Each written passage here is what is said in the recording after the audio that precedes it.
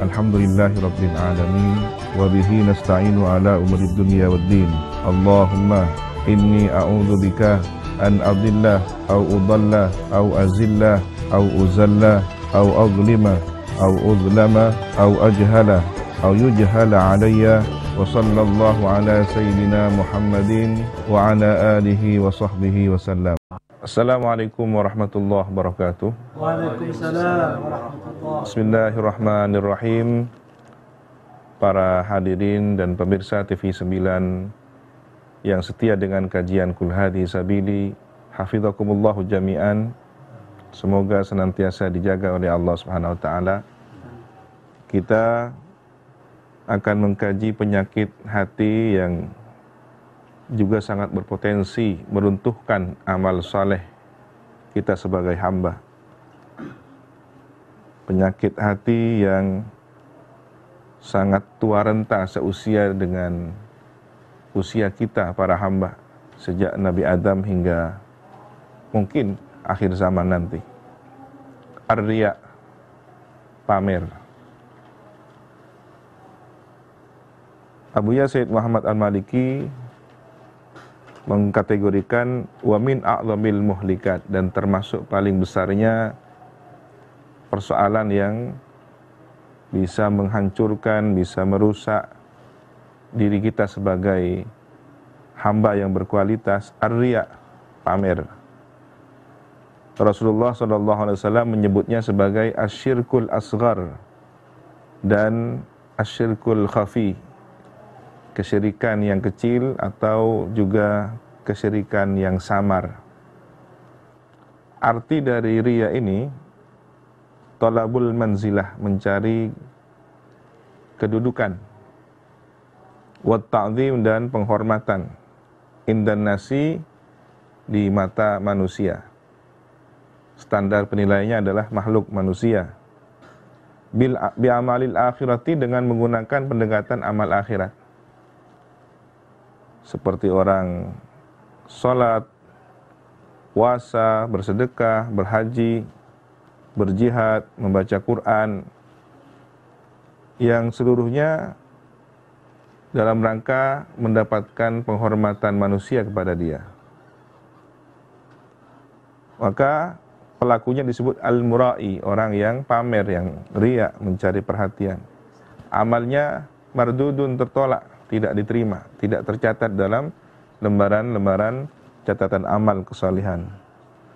Perjuangannya, usahanya, tenaganya tersia-sia tanpa nilai apapun. Faman kana yarju liqa'a rabbih falyamal amalan shalihan wa la yusyrik bi ibadati rabbih ahada. Siapa yang ingin bertemu dengan Tuhannya, maka beramallah amal yang saleh dan jangan sekutukan dengan ibadah itu, jangan sekutukan Tuhannya kepada siapapun. Nah, kata menyekutukan di sini kita merujuk kembali kepada sabda Nabi bahwa riya adalah asyirkul asghar, bentuk syirik yang kecil, atau disebut juga asyirkul khafi, bentuk syirik yang samar di dalam hati. Tentu mungkin pelakunya tidak disebut dengan orang musyrik, tetapi secara batin sebenarnya dia sudah tertipu diri mendekati makna kemusyrikan. Apa yang seharusnya ia perbuat semata karena Allah, namun ia rendahkan nilainya dengan mencari perhatian makhluk.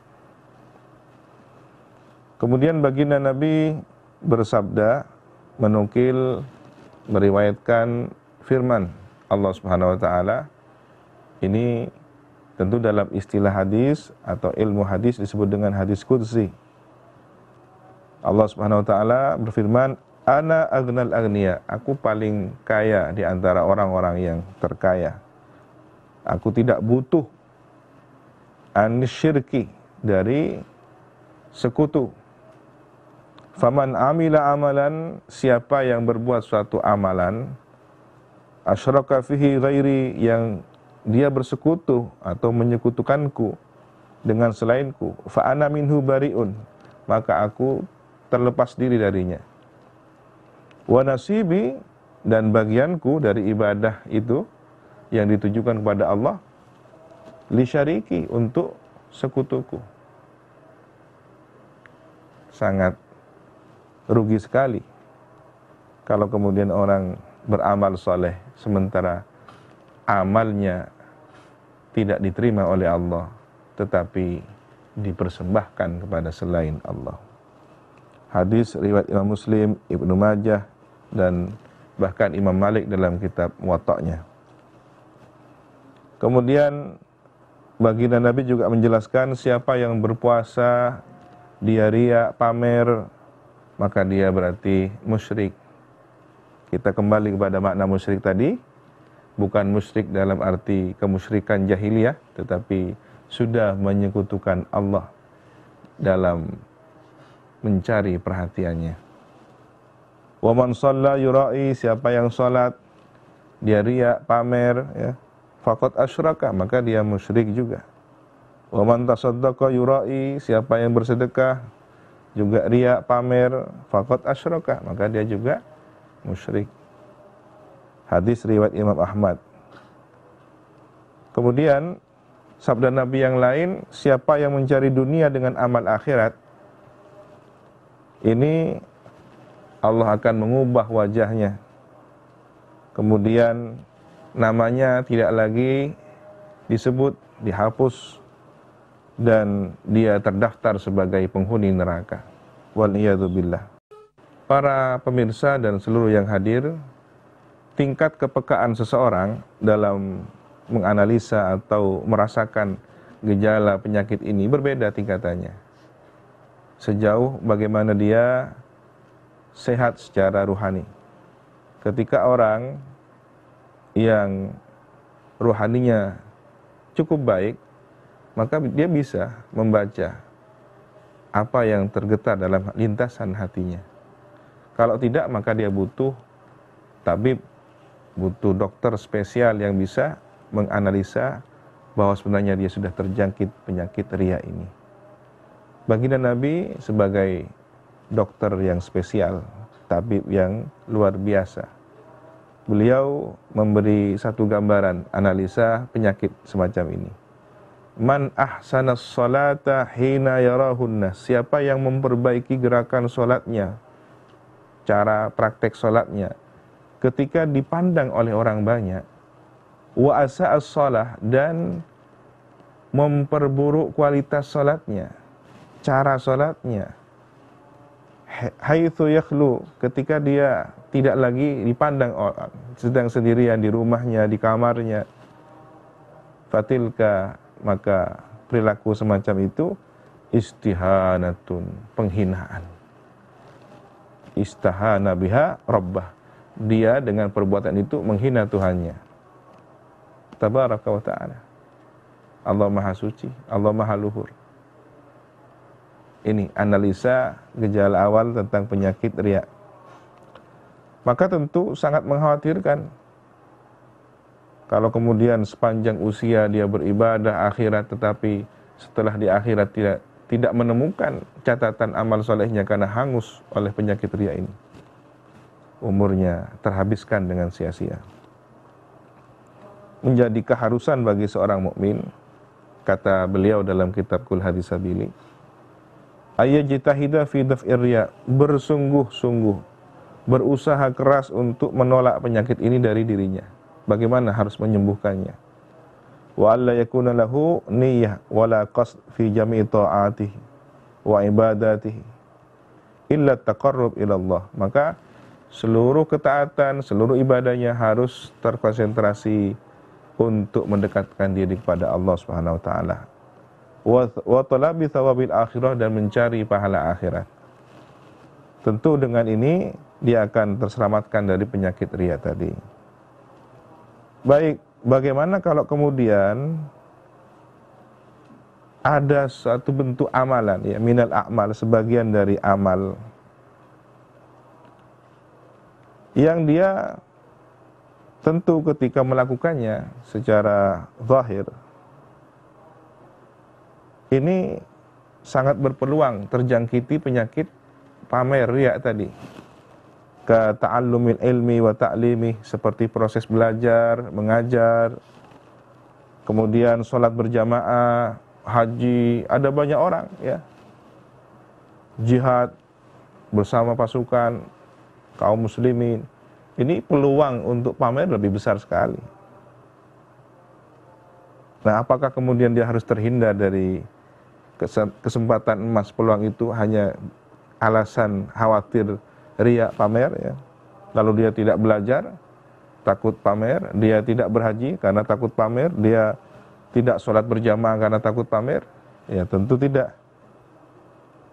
Tetapi tentu dia harus melakukan semua itu dan terapi diri, bersungguh-sungguh belajar memperbaiki diri menuju tingkat keikhlasan yang lebih baik.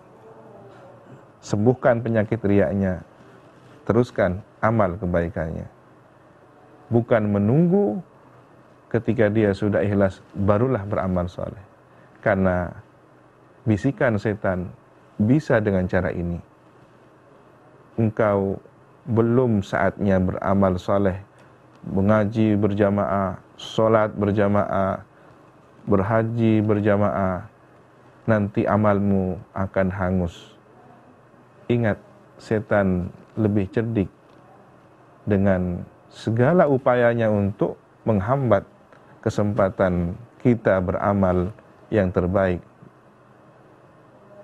Oleh karena itu, berjuanglah, selagi berjuang, berproses untuk membenahi diri. Jangan tinggalkan kebaikan itu. Tentu, ada sebagian orang beranggapan bahwa riya ini akan bisa disembuhkan ketika sudah tidak lagi diperhatikan bisikan-bisikan tadi. Mungkin benar anggapan ini, tetapi yang lebih tepat rasanya adalah nasihat para kaum arifin, bahwa solusi yang sangat ampuh untuk menyelesaikan persoalan hati, penyakit pamer riya ini adalah keistiqomahan. Ketika seseorang sudah mustaqim, istiqomah dalam amalnya, hal yang sudah rutin, sesuatu yang sudah biasa, maka hatinya lebih stabil untuk tidak pamer, tidak riya. Contoh sederhana, orang yang mungkin baru saja menghatamkan Quran dalam waktu yang sangat singkat, 3 hari atau 1 pekan, dia akan bangga ketika amal ini diceritakan atau dianalisa oleh orang lain, dipandang oleh orang lain. Tetapi kalau dia sudah terbiasa dengan khatmil Quran semacam ini di bulan Ramadan, semua orang umumnya lumrah membaca Al-Quran dengan tadarus, ya, maka sesuatu yang sudah terbiasa ini akan lebih mencairkan suasana hatinya untuk tidak pamer. Persembahkan amal terbaik kita hanya karena Allah. Jangan rendahkan nilainya ketika kita menoleh untuk mencari perhatian selain Allah. Semoga kita dikaruniai keikhlasan. Para pemirsa, seluruh yang hadir, hafizakumullah jami'an. Amin. Kita ada di ujung kajian. Puncaknya adalah diskusi untuk lebih memperluas wawasan dan pembahasan diskusi kita pada kajian kali ini. Silahkan. Assalamualaikum warahmatullahi wabarakatuh. Seperti yang telah diuraikan tadi oleh Pak Kiai, saya ini ada satu pertanyaan. Siapa yang mencari dunia dengan amalan akhirat, dia akan masuk neraka. Lantas bagaimana dengan seperti saya setelah habis sholat minta dilancarkan, misalnya seperti pekerjaan, seperti rezeki, kira-kira yang seperti itu gimana? Mohon pencerahannya dari Pak Kiai. Demikian, wassalamualaikum warahmatullahi wabarakatuh. Barakallahu fikum. Hadis Nabi tadi, man talabad dunya bi amal akhirah, ini tidak kemudian menghalangi seorang usai dia ibadah, dia sholat dan berupaya berikhtiar sholatnya karena Allah, lalu pada saat bermunajat dia meminta dunia, pekerjaan yang baik, menghasilkan rezeki yang halal. Tidak, ini tidak dimaksud dalam kategori thalabud dunya, tetapi yang dimaksud amalnya berpenampilan amal akhirat, tujuannya dia mencari keuntungan dunia. Semisal ada seorang membaca Al-Quran, yang itu tentu amal akhirat, tetapi hanya untuk mengais rezeki dunia. Nah, ini beresiko. Kelak di akhirat akan ada orang yang ditanyakan, apakah engkau seorang qari'ul Quran? Iya, saya melantunkannya untuk mengagungkan ayat-ayatmu, kalammu. Tetapi dibantah oleh Allah, tidak, engkau hanya untuk mencari perhatian manusia, agar engkau dikatakan ini, dikatakan yang terbaik, qiraahnya merdu dan semacamnya. Nah, ini yang dimaksud. Tetapi kalau pertanyaan tadi, ini sangat sesuai dengan semangat iyyaka na'budu wa iyyaka nasta'in. Kita diajar oleh Allah Subhanahu wa taala untuk hanya kepadanya kita menyembah, beribadah. Kemudian wa iyyaka nasta'in, hanya kepadanya kita meminta pertolongan. Setelah sholat, kemudian kita minta sesuatu sebagai bekal kehidupan dunia ini. Tidak masalah. Bahkan itu bagian dari ajaran agama kita. Baik, yang lain mungkin silahkan. Satu lagi Bapak Kiai, tentang riya itu sendiri, di mana sekarang sudah era digital, media sosial sangat populer sekali. Banyak kita lihat para pengguna media sosial melakukan publikasi kegiatan keagamaan mereka, entah itu mengaji, sedekah, dan semacamnya. Ada yang berdalih untuk memberikan semangat kepada yang menyaksikan, kepada yang melihat, dan semacamnya. Tentang publikasi melalui media sosial tersebut dengan latar belakang yang berbeda-beda, itu kira-kira bagaimana Bapak Kiai? Barakallahu fikum. Persoalannya kemudian tentang media sosial yang sudah menjadi alat di dunia digital semacam ini, generasi milenial dan semacam istilah yang digunakan. Bahkan saat ini pun kita sedang menggunakan media. Sementara riya, pamer tadi, persoalan hati, bukan persoalan tampilan luar. Tampilan luarnya tipis, dia bersama orang banyak, disorot, dipublish, dimediakan, di-share, terpancar, terberitakan. Tetapi persoalan utamanya bagaimana dia terhubung pada Allah Subhanahu wa taala. Semoga mampu para pejuang-pejuang di zaman ini menggunakan alat media sebagai perantara, bukan tujuan. Itu mungkin solusi yang sangat tepat. Kalau tidak, maka kebatilan akan lebih tersiar, tersebar luas, mengalahkan kebenaran. Ini menjadi motivasi. Tetapi tipis apa yang diucapkan lisan dengan apa yang menjadi tujuan niat. Bisa saja tampilan luarnya, susunan kalimatnya yang terupdate statusnya, kemudian dia sedang memposting foto beberapa kegiatan, ya, tentu yang akan menentukan persoalan hati. Dan ikhlas itu hanya Allah yang tahu. Berjuanglah, berusaha keras, sungguh-sungguh, bagaimana amal kebaikan ini terkoneksi langsung pada Allah Subhanahu wa taala. Semoga Allahumma rzuqna minal mukhlisin al mukhlasin. Kita teranugerahi menjadi golongan orang yang diberi keikhlasan atau belajar mencapai keikhlasan. Amin ya rabbal alamin. Assalamualaikum warahmatullahi wabarakatuh.